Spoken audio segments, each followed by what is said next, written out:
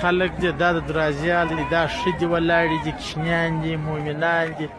ټولو ته دغه حال دی. د کندهار والي ته موږ وایو چې دا اوس څنګه حوزه ده دا داسې کمزورې ولاړ دی خرکۍ سا راغلې پر 8 بجې راوښتې دي دا د اوس 12 بجې دا د خرکۍ دا یو کارټن اخیستی دغه حال دی. هغه دروازه د تورتګر هغه انسانان دي ورته ولاړ دا اوس څنګه ژوند دی قصر څنګه ترتیب دی اوس خو قصر دی خرو لا مشر معلوم دي انسانانو مشر نه معلوم دا اوس څنګه کار دا قصر ژوند دي تیریږي دا اوس مسلمانیت ده خو نه مسلمانیت ده نه شي د کفر ژوند اول شي بیل ته دا مسلمانان ته وګور دا زنانو ته وګور دي مؤمنانو هر سړي ته داسې وګور دي انسانان ته دوري دی وګور دا ګرد انسانان څه دی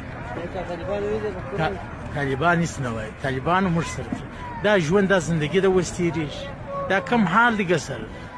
تی زموږ ژوند ته د ګوري زموږ ژوند خو د خرو د زموږ د ژوند ولا هیڅ فرق نشته خرو دغه ژوند تیریږي پر موږ دغه ژوند